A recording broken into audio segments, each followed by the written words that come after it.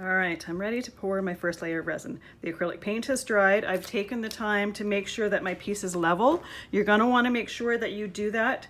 Otherwise, if you have a piece that's a little bit lower, all the resin's gonna be flowing to the lowest end and you're not gonna get a nice even coat.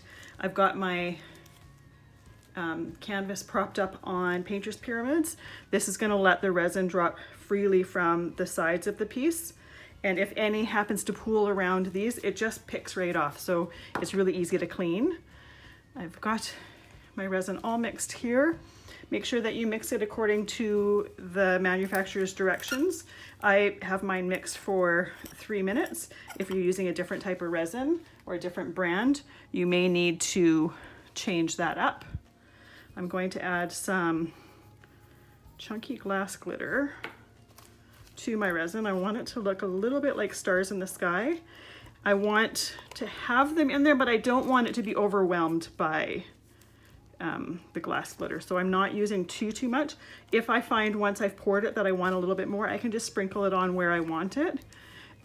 Just be careful because this is glass glitter. It's broken glass, so you'll want to be careful with it. Typically I'll use like a Slurpee straw or whatnot, so I'm not actually touching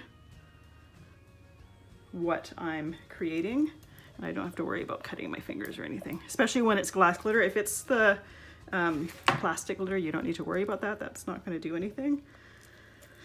But I like how the glass glitter has random sizes, random chunks, random shapes to it. I'm going to spread my resin out with my spatula here. This is just a silicone spatula, so once my resin has cured, it'll be easy to pick it off of the tool to clean it for the next time.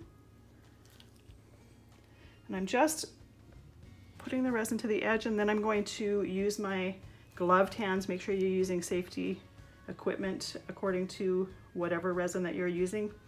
Follow their safety directions.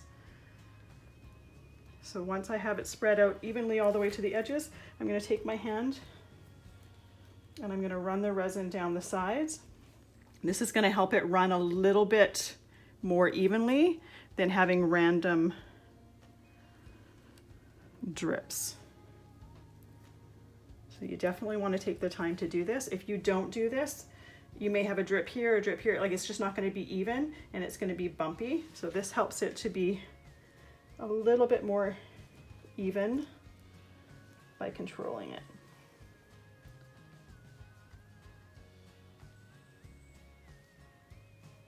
And you've got plenty of time to work with this, so you don't have to rush through it. So you want to make sure that all the sides are coated and you can actually feel that all the sides are coated. I just had a bubble there. I'm going to take my glove off because I don't want my resin glove to be touching my heat gun. So I'm using a heat gun on a low setting, and I'm just going to pop any of the bubbles that have risen to the surface.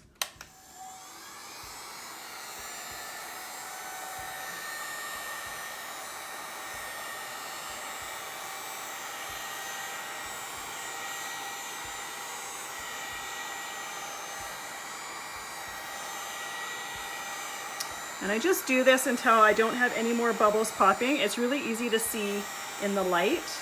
That, and just in case it's not visible on camera, the sun is shining through my window, so this is sunshine shining on the piece, and then this is shade. So that's it. This dark part is not within the canvas, it's just the shadow from the center of the window.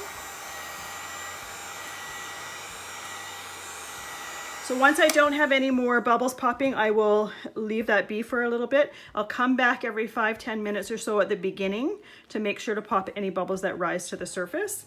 After probably about a half an hour, I've got a plastic container here. I'm gonna take this and I'm going to sit it over top while it cures. That's gonna protect it from any dust particles in the air or whatever. For this particular layer, it's not as important to protect it just because we're going to be doing several layers on top of it. So if something happens to fall in here, it's going to be corrected by the next layer. But it's a good habit to get in to protecting your layers while they're curing. So, like I said, I'm just gonna watch it for the next half an hour, remove any bubbles with my heat gun, and let it completely cure, and I'll see you in the next video for the next step.